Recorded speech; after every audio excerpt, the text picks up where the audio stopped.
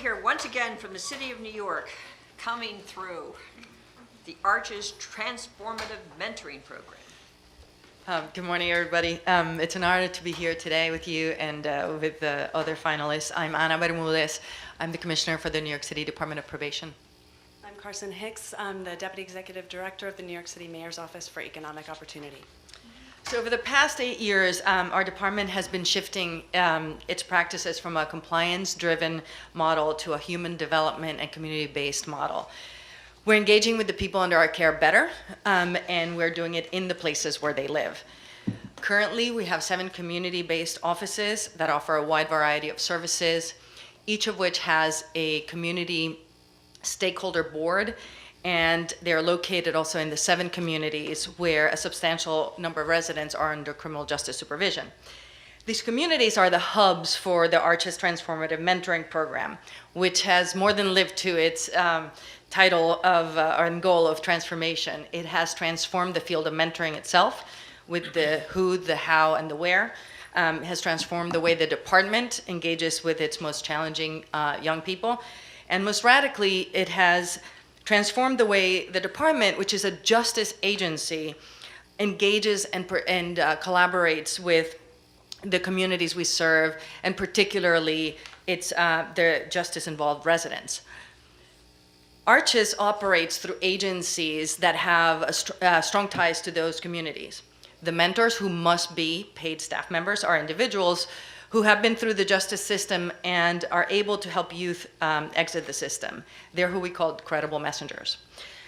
These critical components of Arches came about from pretty authentic dialogue and discussions with our community members. From the get-go, we met with justice advocates, justice-involved residents, and other neighborhood leaders to discuss solutions to the problem we were trying to address. Too many young people, particularly young men of color, under criminal justice supervision. Too many with, pardon the expression, arrested development in education and employment. Too many involved in violence with its attendant trauma. This two-way street has then existed throughout. They help fine-tune the RFP. There are regularly scheduled meetings with providers and mentors. They've actively participated in the evaluation that was just completed and have been an integral part of the creation of opportunities for the mentors. This mentoring model is straightforward enough, though, that it can and has been replicated in other jurisdictions, within other city agencies and by community-based organizations. Interested entities can and have attended our Credible Messenger immersion workshops, and most recently, the Obama Foundation's My Brother's Keeper Community Challenge highlighted Arches as an evidence-based model to implement, largely due to the strong impact evaluation recently published by the Urban Institute. Thanks, Anna. So the Urban Institute, as the last presentation talked about, also evaluated our program and really found hugely significant felony reconviction rates that were far, sorry guys, No, that's okay. my bad, sorry. Keep going. Okay, far lower felony reconviction rates for Arches participants, 69% lower at 12 months and 57% lower at 24 months after beginning probation. This is relative to a matched comparison group, matched on risk level and demographics. Arches is also producing positive attitudinal and behavioral changes, including in emotional regulation and future orientation, as measured by pre-post tests. The program itself focuses on the needs of a well-defined group, high-risk young adult probation clients, ages 16 to 24, who have low educational attainment and minimal employment histories. It also targets high-poverty neighborhoods that have low educational attainment, concentrated public housing, lots of disconnected youth. Some of the clients themselves go on to become credible messengers. This is not something we ever foresaw when we started the program. And it really is addressing a problem of national scope and scale. Governments are spending millions, as we've heard with previous presentations, on the criminal justice system writ large. We know that young people are really likely to have high recidivism rates, disproportionate minority contact, and we really know the negative consequences of criminal conviction and justice involvement in terms of employment rates, wages, earnings, educational attainment, et cetera. So this is really meeting a need in terms of reducing justice involvement. Thank you. Thank you very much. Really great that you guys could work together and produce such an extraordinary program. Do any of you have any questions? Yeah, where do how do you recruit the credible messengers? Where do they come from? Yeah, so we contract with community-based agencies, and because as part of the RFP, those agencies that receive the awards had to have that long-standing connection and work in those communities, then they recruit the credible messengers who come, for the most part, from those communities. And I assume you set certain either standards or criteria, some level of background investigation, et cetera, to go with the. Yes, correct. I mean, there are some, I guess, prior crimes for which there is an exclusion, but not so many. You know, so the agencies vet the credible messengers.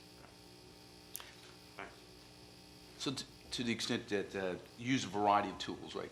Mentoring, journaling, and I think I recall reading that with journaling and this younger group of participants, you're looking to use different strategies. Or could you talk a little bit more about that?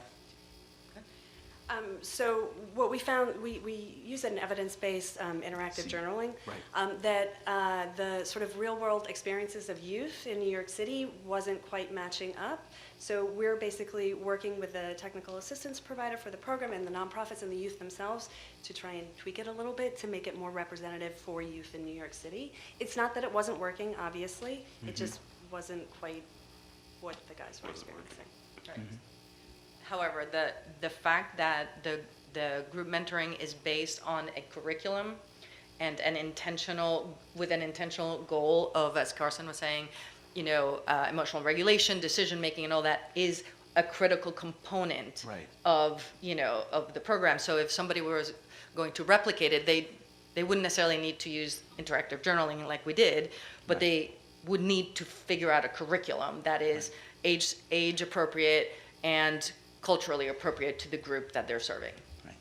So you train the mentors first, and how many hours are they trained? You know, I'm not sure I know exactly how many Well, I hours, mean, but we hired I don't also, know. as part of this contract, Yes, we right, hired a technical assistance and training outfit, but they get trained in group facilitation, restorative justice, stages of change, motivational interviewing, and adolescent brain development. So it's a fairly lengthy process. And ongoing. Right. Training So- as. And then could those mentors then go on and get a different type of job? So that's great. So that's one of the feedback we received as we've been doing this and meeting with folks, the mentors themselves, because they were in the system, so they were impacted negatively as much as anybody else, Yeah. right? So they needed some mobility as Right. well. Some of them had not finished their, high school equivalency. Others could go to college. So we started, again, organic. It's a consortium. It's not even like a place. The Credible Messenger Justice Center to create those opportunities. So now we have a contract with the City University of New York, the Murphy Center. They're doing a certificate program for community organizing, for example, that the mentors can participate in, and that's those credits that they get can transfer to credits at CUNY to continue their education if they need to. There's also other. There's something at the New School, which The New is one School. of our local universities that offers educational credits and others specifically for credible messengers. So there's really been a movement in New York City around credible messengers, and the field is really growing. Right. Well, that's terrific, because you want them to be helped. Right. As well. Absolutely. Because the Some of them have- statistics yeah. on the kids in the program are really quite impressive. But you also want the credible messengers to be helped, so it's a twofer. So well done. So, how many providers? 13. 13? Yeah. And there are 450 participants across 13 providers? Correct. Am I reading that right? Correct. And the outcomes, you talked about recidivism. Mhm. Are there other outcomes? Well, we have like programmatic related outcomes in terms of completion. That has to do with completing 4 of the interactive journals, et cetera. But the main one is recidivism. And in your write-up, there's an interesting discussion of an issue with the credible messengers where they had adopted some practices that were more consistent with traditional social work, if I'm reading this right. And then there was some pushback on that. Could you explain that? I thought that was kind of fascinating. So consistent with what Ms. Kennedy just asked us about the advancement of the mentors, right? As more, they were both asking for more skills, right? Because the young people they're working with are difficult to engage sometimes, and they needed to understand a little broader range of concepts and approaches that were similar to, were within the social work, field, domain. And so then there was a question, well, should we create a certificate program for credible messenger mentors? But then as you, quote unquote, professionalize this work, they were concerned and others were concerned. We were concerned about then losing that authenticity of connection, of that credibility factor, right? And the street cred, or if that means that you start talking the way that traditional people, what we have found is that you can get those credentials and still keep your authenticity voice, right? But that we're still prioritizing that when we hire, when we are assessing who is an effective, credible messenger, because just because you went through the system doesn't make you a credible messenger. Okay, you have to have that ability to engage and to not just your only move be, well, I was there, I did that, I'm now here, you can do it too. That doesn't work, So that's why that combination of training and then keeping your authenticity can be challenging, but it's really important. Thank you. So my question is, I'd like you to talk to us about getting initial buy-in from stakeholders. What inspires the question is, any sociologist, criminologist worth their salt will say these sorts of programs, informal social control, internal social control, are much better than formal social control. However, programs like, midnight basketball get caricatured in the political economy in which we live.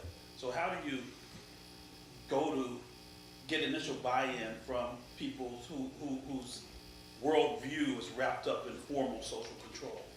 So Anna is going to speak to this, but I do want to just relay, this was part of a broader effort, the Young Men's Initiative in New York City, which launched in 2011.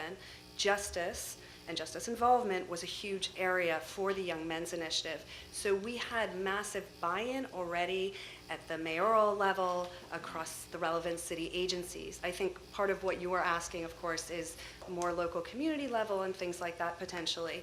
But we had a lot of buy-in to begin with. Yeah, and now there's so much talk about credible messenger and all that stuff that everybody's like, oh, of course, not then, okay? Because even within our agency, this was also being parallel at the same time as we were going out and doing service delivery in the community, So what we did was that anybody doing work in communities, we advertised the job internally, basically, so that we had the people who believed in this also be the ones out there, right? And then when Arches came along, perhaps not surprisingly, even community-based organizations who did justice work were like, really? Really? And so this was an evolution, and that's why those community meetings were so important, because this is the type of work, as you just said, the informal social controls that happen, they happen in every community that's challenged by these issues. And so we were just trying to harness that and make it paid, because that's the other piece that, in terms of the transformation of the mentoring field, having paid mentors was also had not been seen all that much. And so we really needed to make this a very intentional process. Well, thank you very much. Congratulations for getting it off the ground and then tweaking it to making sure that it's very effective, and the dedication is absolutely inspirational, and good luck. And I hope that you can take those ideas not only to New York, but around the country. Well done. Thank you.